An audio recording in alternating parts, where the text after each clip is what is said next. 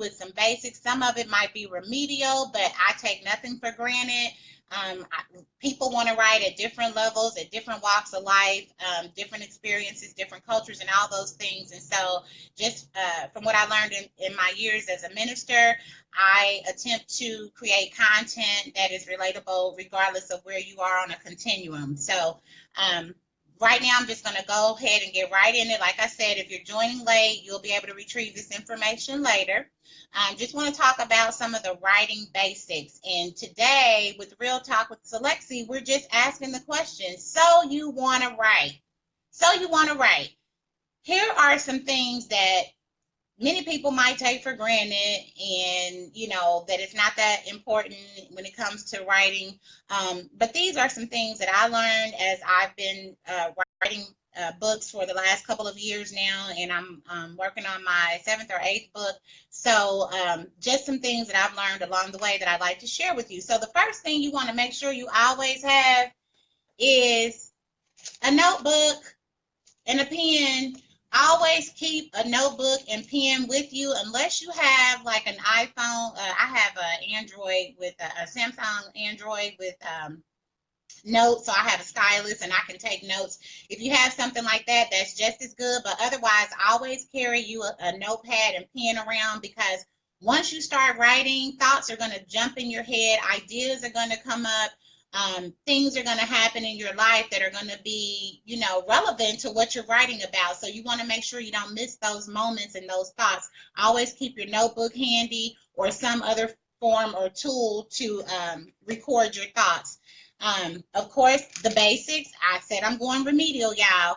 Pens, black, red, blue, green, purple, whatever color you like, but make sure you have an assortment of pens available, because as you're making those notes in your notebook, or even if you print off a copy of your draft, you're going to want to make some notes to yourself in the margins, or correct some things or anything. And so, kind of throw yourself in teacher mode and grade your own paper. So you want to have those pens as well as some highlighters. I typically just stick with one color because I know what that means. And so, but obviously there's many colors out there. So you want to make sure you have some of those. Again, if you're watching me via computer, make sure you have one. Make sure you have a working computer with adequate memory.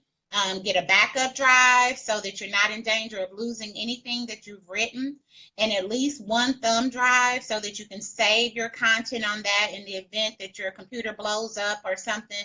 You have a way of retrieving your information. Also, I mentioned earlier, a voice recorder is another way that you can record your thoughts as they come. I always get stuff when I'm driving. I know, I bet, Vanessa, I bet you get ideas when you're driving down the street and you have no way of like recording those ideas. And so I don't have it with me, but packed away in Indianapolis, and I need to retrieve that when I go home next week. I have a voice recorder. It's voice activated. So as soon as I start speaking, it starts recording. The wonderful thing about that particular device is that it has a USB port, and you just plug it into your computer, and it will download your information into like WordPad or Notepad or something like that. So that's another good tool. Also, on my phone, I have a recording device on my phone. So when I'm driving, sometimes I can just click on that microphone and start recording my thoughts, talking to myself. I don't care if people think I'm crazy while I'm driving down the street. Hey, I'm not trying to lose any ideas. So I use that. If you don't have that on your phone, I know one of my friends, Jewel, down in Georgia, I just helped her download that app on her phone. It's really easy to use. So get the voice recorder on your phone, and then also you want to have, as far as software on your computer, whatever software you like to write in, such as Word. Make sure you have like Word, Adobe PDF Writer, and also I would definitely suggest Grammarly. Right now you can get Grammarly downloaded kind of for free, but it's very, very basic. It does do some spell check and a little bit of punctuation. But if you are serious about writing, you want to go ahead and purchase at least a monthly or quarterly or even a yearly plan, so that you'll have that to help you. It's a great editing tool, especially if you don't have a whole lot of money to pay an editor, because editing can be expensive. And so at least if you can have most of the grammar and punctuation completed for you as you're writing, then you might not have to pay an editor so much to help you with the overall storyline and, the consistency of the story. So that's something I'll jump into a little later on. But definitely Grammarly is a plus to have. Again, you want to make sure you have internet, at least one email account, and definitely if you're serious about writing, you plan to make money writing, you're going to need a depository account, a bank depository account. And I know that maybe I'm taking that for granted, but I know a lot of people who don't actually have a bank account and their paycheck is downloaded to some sort of debit card or whatever. So I'm not being facetious when I say this. You need to have a bank depository account, because if you're going to self-publish, which we'll talk about later on in this discussion, they will require your financial account information so that they can, deposit your royalties. And I know everybody like to hear those coins drop. I know I do. So you want to make sure you have a bank depository account. So now let's just kind of get into the meat of this thing. And so I want to ask a few questions. You can chime in again, people that might be joining late. We're just really getting started. Why do you want to write? And I think that's the first thing you need to ask yourself is, why do I want to write? Is it a hobby? Is it, I've kept a diary all my life, or I've been journaling as an adult, or I've learned to journal about my experiences on the job, just as safekeeping, and maybe you kind of have gotten into it, or maybe you write poetry or lyrics to songs and things like that. You just like telling stories. You're an elaborate storyteller verbally, and so now you're thinking about, putting pen to paper and getting something written, or maybe you've already started a blog. Those are all really good things, or really good starting places for someone who wants to write. Typically, you're already writing on some level. It might be you're writing policies and procedures on your job. I know I did that back in my 20s, writing policies and procedures. If you have the ability to be detail oriented and step by step, sequentially able to describe to someone how to do a job or a task, you may have a gift and be able to write. Yeah, believe it or not. So those are I call them transferable skills. Those are skills that you can take from one experience and apply them into another. So definitely, if you're doing something like that, you have the foundation for, becoming a writer. Now I want to just kind of jump into, like, what do you want to write about? Like, what genre do you want to write in? And so obviously, if you went to school, there's fiction and nonfiction. Fiction is like not true or not factual, and nonfiction is true and factual, provable, or whatever. Which I think that's kind of backwards. I always thought that when I was growing up, fiction and nonfiction. But anyway, in the fiction category, there's comedy, there's tragic comedy, there's drama, mystery, satire, thriller, horror, tragedy, erotic, romance, poetry, religious and spiritual, as well as fantasy and mythology. So there's a lot of different areas that you can write in, and heck, you can darn near make up your own category or genre with regard to fiction. And then there's nonfiction, right? So nonfiction is going to be stuff like writing your biography or something based on your personal experience. You could write a guide or a manual or a handbook. Like I said, if you got experience writing policies and procedures or anything like that that requires a step-by-step type of instruction, you could do something like that. There's also journalism and travel logs, as well as academia. So, if you went to school, Vanessa and I are nurses, so we got a ton of subjects that we could write about. We could write about our experience in nursing from a truthful perspective, or we can actually create something that might help somebody with a specific disease like high blood pressure or diabetes or something like that. Maybe we have a lot more experience in one of those areas and we want to write a book that's easy to read and easy to understand and put it in layman's terms, because we, are the, we're the first person, generally a patient, would see as far as healthcare. And so being able to communicate with a person based on where they are, based on who they are culturally, and the way that they communicate, is something that we have to practice all the time. So being able to write a pamphlet or an instruction booklet or anything like that on a level that someone would understand is something that we could do. And maybe your profession is something else. I do interior design on the side. I have a friend that's a massage therapist. There's a whole gamut of things that you are the expert in, which means you have the ability to write about what you know. That would all fall under nonfiction. Okay? So let's move on to this. Your target audience. Who's going to read what you write? Who's going to read what you write? Are you going to be writing for adult, children, men, women, the LGBT community? Who's your target audience? Yes, yes. So see, if you keep journals or write songs and all that stuff, yes, that's nonfiction. That's the kind of stuff that forms a basis for a book. I have an auntie here in Oklahoma. I wish she was watching, but I think she's doing prison ministry today. But she's interested in working with me to compile all her poetry into a book. And so that's, something she can do. I don't know how much money to make or who her target audience is going to be. But, sometimes writing a book is not just about making money. And I know people will say if it don't make money, it don't make sense. But whatever. You know me, I'm going against the grain, and I'm going to challenge everything you say that's supposed to be normal and acceptable and all that kind of thing. Because I'm here to tell you that if you have it in your heart to write a book, write your book. Publish your book. I had a hairdresser and also a friend that I grew up with named Sandria McCracken, and she was doing my hair one day, and this is before I started singing with the band and anything like that. And she said, "You know what, Tina?" My nickname is Tina. So she said, "You know what, Tina? Before you leave this earth, record your music." Record yourself singing, record your own music, because I write songs and everything too. So she's like, before you leave, and pass out a CD to everybody in your family. So sometimes doing this is not about making money. It's not about becoming famous or writing that bestseller. It's not about that. And notice I didn't talk about that at the beginning when I asked you, why do you want to write? Has nothing to do with that. When you want to write, it's about passion. It's about you feeling like you have something to share and a story to tell. If it makes money, that's the icing on the cake.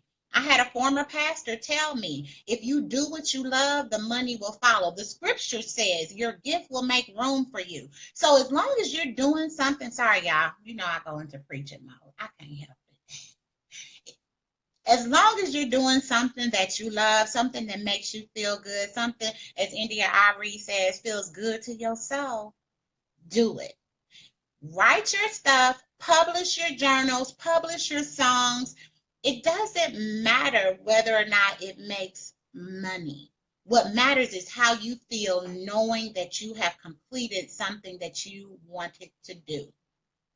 That sets you up for so much more. And I'm all over the place, so I'm gonna back up. But anyway, so you do want to think about your target audience. For me, I mean, I'm a woman. I'm 50. I write stories that are relatable to people in my age group, men and women. It doesn't matter, if you're spiritual, atheist, whatever, it doesn't matter. I think that what I write is beneficial to everybody. I think I write about things that are relatable. We've all either experienced them ourselves or know someone that's experienced it. And so I feel like I have a pretty big audience. Of course, I tend to be a little graphic in what I write. So obviously, 18 and older is my target audience as far as age is concerned. But those are some things you want to think about. Like even on my blog, I have a disclaimer you have to click before you enter it, because who knows what's going to come out of my mouth on any given day, and I don't want to offend anybody. So, you can even do that on your book. Like the music is X-rated, parental guidance suggested, whatever. I don't think I'll ever come out with a book like that, but I'm just saying. The next thing I want to hit on before we start to, wrap things up is how many pages do you want to write? I hear a lot of people asking me, so how many pages do you want to have in your book? This is one of my most recent books, The Good Samaritan, and I'm not concerned about the number of pages. Obviously, I do care about, the thickness to some degree, but because I did my very first book, I already have an idea of how many words it takes to get the book to look like this, to have this kind of, depth to it. So I'll just start at the beginning. This is very basic, and keep in mind, I will have links to all types of resources on my blog as well as on the YouTube channel, but I'll have additional links so that you can go back. You don't have to take my word for it. I've backed myself up with other people who have experienced and have learned the same things that I have. So it's just not, oh, Celeste thinks she knows everything, because I don't. There is so much to learn in this world, in this universe. So I've just added some links to kind of confirm the things that I'm sharing with you today. Flash fiction, that's a book that has like 53 to 1,000 words. I think of flash fiction as like short stories, mostly like with little kids, children's books and things like that. That's going to be flash fiction. And actually, some children's books are less than 50. Well, 53 words. I think that's a reasonable low number, but 1,000 words is considered flash fiction, 1,000 words or less. A short story is 3,500 to 7,500 words. And I know that sounds like a lot of words, but trust me, if you got a story to tell, you will be amazed at your word count as you're writing, at how many words are coming out of your head. And keep in mind that includes and, but, and the. So yeah, all those are included in the word count, but you don't want to get too engrossed in having those words. Have some good words in there, some provide some imagery. So use some really good descriptive words. A novelette is 7,500 to 17,000 words. Again, 17,000 sounds like a lot, but I'm gonna tell you, when I was writing my first book, I could not believe when I hit 15,000, and I hadn't even been writing that long. It does not take long. Once you allow those juices to start churning in your mind and allowing that information to pour out of you onto paper, you will be amazed at how fast you reach thousands of words. The next style of book is what I write, novellas. Novellas are 17,000 to 40,000 words. I've not hit 40,000 words. I usually range anywhere between 22 to 27,000 words. So the books that I write are considered novellas. So both of these, this is another book that I've written called Stepper Love. Actually, I think Stepper Love is a little bit thicker than The Good Samaritan, but both of these have about, I think, 10 to 11 chapters in them. So yeah, so 17 to 40,000 words is considered a novella. Now, a novel, because that's what you hear everybody talking about, is a novel. A novel is 40,000 words or more. I repeat, I have not written a novel. However, my first 3 books were all over 20,000 words, and I decided to compile them all in one book. So instead of buying Heaven's Mind, a trilogy, First, Second, and Third Testament individually, you can now purchase Heaven's Mind, a trilogy as one single book, and this will be considered a novel. This is over 60,000 words. So something to think about when you're thinking about what type of book you want to write, what your audience is going to be, whether it's going to be fiction or nonfiction. This is what you need to think about, is how is that spine? How is that spine in the front part of your book where you see the pages? How's that going to look? And if you want some depth, then you're going to be writing, okay? Okay, the last thing I want to talk about, and again, this is just a quick overview. In the weeks to come, we'll kind of get a little bit more in depth in different areas. But so again, this is just a brief overview. And again, I provided some links so you can go back and pull those resources up for yourself and begin to study. Self-publishing. The benefits of self-publishing. One, I already talked about, because you can. Self-publish because you can. That's the number one to me. But anyway, I have about 10 benefits to self-publishing. Thanks, Vanessa. I appreciate you. Um, there's no upfront out-of-pocket costs. Believe it or not, you can literally self-publish a book from your cover to your manuscript and not come out of pocket one penny. Period. Literally, you can even proofread your book online after they've approved it, or for formatting and all that. You can proofread it online, so you don't even have to order your proof. However, if you do, it's very inexpensive. You are purchasing the book at wholesale because you're the author.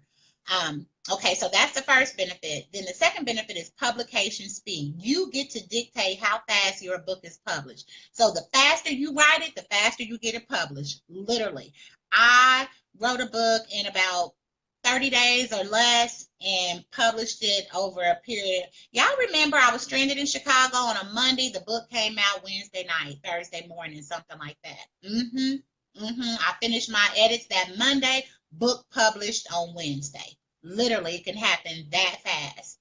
Now, granted, I've done this a lot, so I kind of already know some of the ins and outs to editing and getting it done, but you can build up to that as well. Third, there's no deadline. You know how you hear about people, oh, I got a deadline to meet, I got a deadline to meet, I got to get this book out, I got to get this chapter done, and ain't no deadline. There's no deadline when you're self-publishing. The only deadline you have is the one you self-impose, which I choose to do. I put deadlines for myself so that I can, have something to work towards. And even if I don't actually meet that goal, like I wanted the last book, The Good Samaritan, I wanted that available on Valentine's Day. And I had released it for publishing, and then I caught an error in the description. One of those easy errors to miss. 2 words, I think 2 words had combined together or something like that. But anyway, I was able to correct that, and I had to resend it and everything, and then it got released later on that night or early the next morning. So, but there are no deadlines. You control everything. The other good thing about self-publishing, and I don't have this in the notes, but I'll make sure I include it, is after you release a book, at least on Amazon CreateSpace, after you release the book, if you catch errors or people call you and say, girl, I saw this or I caught that or whatever, because we're human, so every error or mistake may not be caught the first time through. But you can go back and upload a new manuscript. Oh my God. You can make the adjustments in your manuscript and reload it. So your book is not available for like a day or two while you're uploading the revision, but you can make sure that, okay, I released 20 books, or I sold 20 books personally that had a few mistakes in it, or a few of my friends bought books originally that had a few mistakes in it, but you can ensure that anybody that buys the books after that don't have errors in their books. Same thing with Kindle. You can go in at any time and make corrections in your manuscript. That's what I love about self-publishing, right? So, it can kind of lessen some embarrassment or whatever. And I'll tell you a story about an issue I had with my first book down the road somewhere. But anyway, that's another good thing. Also, I've talked about this already, is creative control. How many of you ever had to write a paper in school or in college, mostly in college, at the secondary level, you got to write in APA format? Like, I hated that. You had to quote your sources just so perfectly, and I hated that. Every time I wrote something, it always came back with red marks, and it always had something to do with how I quoted my sources. Hated it. Okay, so the wonderful thing about creative control and self-publishing, the wonderful thing is you can cite your sources however you want to. Now, me, I quote sometimes in my books, I quote the sources right under when I use it. So like if I'm sharing, one of the things I like to do, because I have creative control, is promote things that I like or places I'm interested in. So like maybe I have a character that lives in Missouri, and Missouri is known for this one fabulous restaurant or something. I'll go to the restaurant website, print out the description about the restaurant, and I'll actually include that in my book, and then I'll cite the source right underneath that information. It's kind of like a backstory situation, but I love for my readers to be able to connect with my book. Even though it's fiction, I infuse some real life stuff in there, and anybody that knows me knows I love hopwood wine, right? And so all my characters drink hopwood wine because I can, because I have creative control. So I promote, and the owners of Hopwood Wine are my friends, Ron and Janet, and they make a very good wine down there in Zionsville, Indiana. And so I quote that in my book, and I can put a source, I put a source in the book for that. So people, wherever you are reading my book, you can be like, oh, I want to try Sweet Shayla, or Sweet Layla. I want to try Sweet Layla, or I want to try Chamberson Black. Well, if you're reading my book, there's a link right in there for you to find out where that winery is, and they actually ship wine to you. Talk about a book coming to life. But anyway, I'm sidetracking here. But anyway, so that's one of the things with regard to quoting sources and things like that. You can do whatever you choose. You can use APA format and have your source or bibliography in the back of the book. You can sort right in the text, or you don't even have, if it's fiction, you don't even have to quote your sources. Yeah, creative control. Okay. Retention of rights. Now, I'll tell you this. When you self-publish, this all belongs to me. I get to do whatever I want to with it. I can sell it on the street. I can sell it in my cousin's shop over on 17th and Sherman Drive. I can sell it out the trunk of my car. I can change the price. I can do whatever I want to because it's my intellectual property, my IP. I do what I choose. When you go with a traditional publishing, the majority of your book belongs to them. And true story, I just talked to a young man a couple of weeks ago who, oh my God, has a fabulous book out called, oh shoot, now I can't even think of the name of the Praying Mantis. Excuse me, it's about a Black superhero. And he published with a traditional publisher, and they are actually out there making money on his book, and he's not making any. So we're looking for some assistance for him. But yes, you can get caught up. His publishers are actually in prison. True story. I'm not lying. So here's the thing. This is my take. You start writing because that's what you enjoy. You self-publish. Your gift will make room for you. If there's a traditional publisher out there that sees what you're doing from this end of the spectrum or whatever, if they like what you're doing, they'll publish you, and they'll do it the right way, and you won't get taken advantage of. That is, if you got some other people in your corner helping you negotiate and things like that. But yeah, so that's a good point to remember when it comes to self-publishing. You're less likely to get taken advantage of. Also, you get higher royalty rates more frequently. When you self-publish, I know every time somebody buys a book from me. Now, I don't watch it like that, but every time I sign into my account, there's a little information on the toolbar that shows me how many royalties I have or how much I have in royalties, so I know how many number of books I sold. You'll be able to track that with whatever self-publishing company you choose to go with. Track your royalties, and you see it more frequently than you would if you go with traditional publishing. Usually they pay you something up front and then you never get any more money. So, I mean, I don't know. If you like that and you're looking to become a bestseller, then, I say go for traditional publishing. But if you're just really anxious to get into your passion and get a book published and say you've done it and feel inspired to do more, self-publishing is the way to go. I'm going to promote that every chance I get. Again, also the benefit to self-publishing is online marketing. When you traditional publish, you're at the mercy of how they want to market your book. Online, y'all see me marketing my book.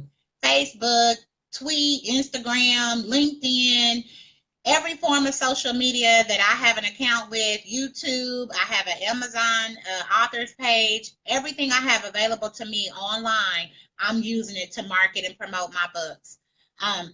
One of the biggest things, or one of the biggest benefits to self-publishing is there's nobody to reject your book. Yeah. You know how you used to hate when you got those papers from your teacher with the big red F on it, even though you thought you had submitted a quality paper? No rejection in self-publishing. I don't care how crack. I shouldn't say that. I don't care how tacky the book is that you write, how stupid or how stuff don't make sense. And trust me, I have read some books, and I'm not bragging on myself by any means, but I have read some books that literally just look like somebody took their journal notes from several years and just compiled them all together and threw them into a book. There's no sequentiality or anything. I, you can do it because nobody's going to reject it.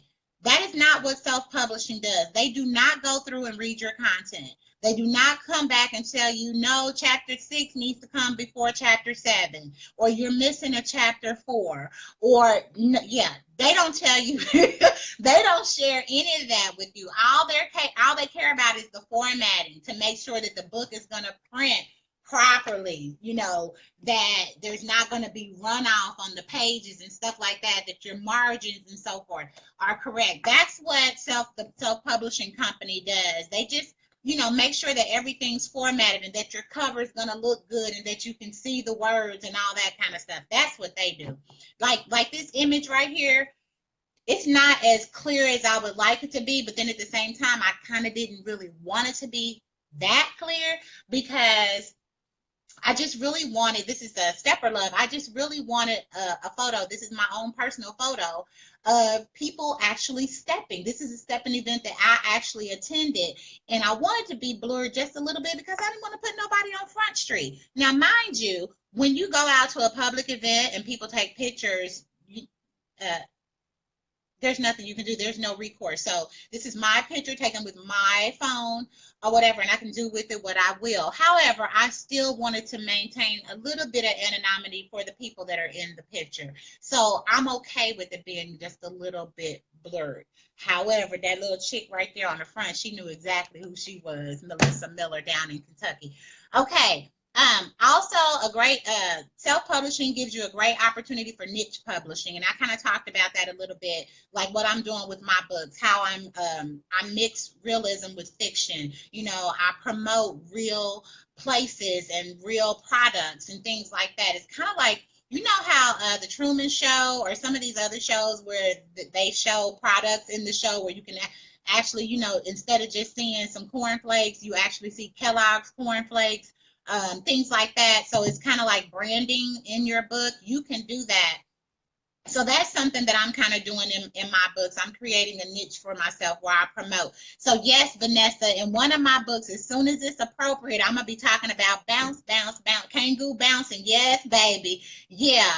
There's a book coming out called Shenanigans, and they like to keep their frames in shape. So yeah, I already got you all up in my head, girl. Promoting kangaroo bouncing. Yes, yes, yes, because that's what I do. And it's not, like I said, it's not about making money. It's about me being able to share what my friends are doing and the people that I know and care about that are, going out here and becoming entrepreneurs and doing what they're passionate about. It's about me being able to help market and promote that.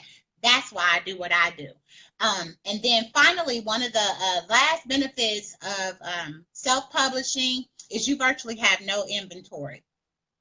Like I will always start off buying 10 to 20 books every time I finish a book because I know I'm either sell those 10 to 20 books or I'm going to give them away. Yes, I give books away because that's part of my marketing. I want you to take my book, read it, and then tell somebody else about it. So yeah, I give out free copies of my books, but I determine how much inventory I have at any given moment. I got another book signing coming up next month, and so I'll order some inventory of all my books, but I will keep in mind how many I expect to sell. And then if I happen to run out, which I would love for that to be the case, if I happen to run out of inventory at a book signing and arrange to get those books to the people who still want them, I have control over that inventory and how many books I buy and how I want to go about doing that. Nobody tells me how to do it. I get to do that. So that's another benefit to self-publishing. And as we come to a close, I'm going to just run this off real quick because, Vanessa, I don't want to take up no more of your time. I appreciate you going the whole journey with me. 10 best companies to self-publish with. And y'all know me, when I find something that works or something I like, I'm going to push that. Yes, I'm going to push that. I'll be your best advertiser and promoter. I use CreateSpace, which is a division of Amazon.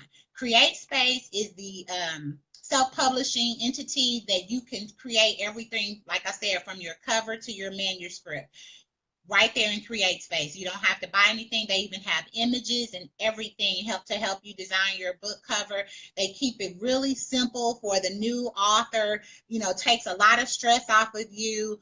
I can't brag enough about CreateSpace. So that's the number one. And then there's also Kindle Direct Publishing. So if you don't even want to do a paperback, which I'm sorry, I'm very textile, and I have to have tactile. I have to have some of my interior design creeping in. I have to be able to feel my purchase.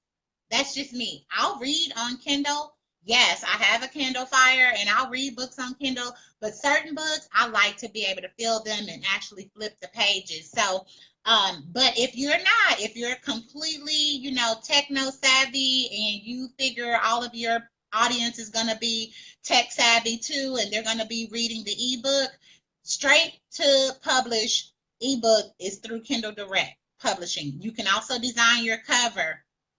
You can also design your, see, we so much alike, Vanessa. You can design your cover on Kindle Direct Publishing as well, just like with CreateSpace. And those are both divisions of Amazon. So you'll notice on the blog, those will be highlighted in red. Those are the two publishing companies that I suggest personally. They're kind of like at the bottom if you go to the link that I provide. But anyway, in my personal opinion, they're the most user-friendly and easiest and fastest way to get your book out to market. There's also Lulu, Author House, Blurb, Book Baby, Zebras, Outskirts, and Kobo. Okay, so if you're not going to remember that I said that, but like I said, there'll be a link in the blog and you'll be able to get to that. So I'm going to go ahead and wrap this thing up because I've been talking too long because I have a tendency to, you know, get sidetracked. But anyway, that's Celeste. That's what I do. Start writing. Start writing. It doesn't matter if you have not memorized everything we've discussed. You must begin writing. Obtain the requirements, learn the concepts, discover your options when you're not writing. It will all come together in the end. I have a friend down in Georgia, Miss Jewel, and I was hoping she would be able to tune in, but she might be at work. But she was like, I don't know where to start. There is no perfect place to start. Just start writing.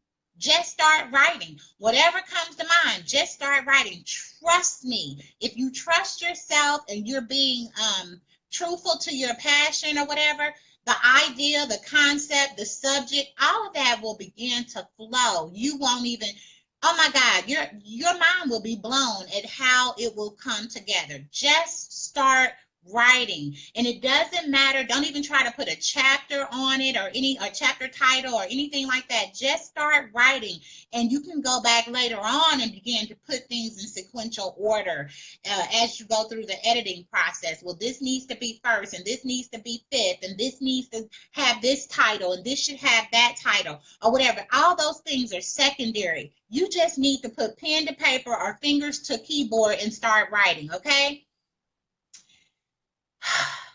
Everything will come together in the end. I'm going to wrap this thing up. Join me next month for some tips, suggestions, and ideas on how to enhance your writing and how to make your book unique and interesting. I've kind of already given you a little bit of tidbit about that. The transcript for this particular video will be available at www.heavensmindbookseries.com. Immediately following this broadcast. Also, an edited version of the video will be available on my YouTube channel, and the link is way too long for me to try to read it to you. It'll be available in this thread as well as in the blog, and you can go to my YouTube channel under CeleXy Design YouTube. I think you can find it that way, but this video should be available within 24 hours of this broadcast. So thank you again, Miss Vanessa, my lone audience member. I think I lost a lot of people with the time difference, so I'm going to have to take that into account the next time. But again, love you, sis. Thank you so much for hanging with me and sticking in there. I'm going to go ahead and wrap this thing up and sign out. All right. Have a great day and a fabulous weekend. Thank you.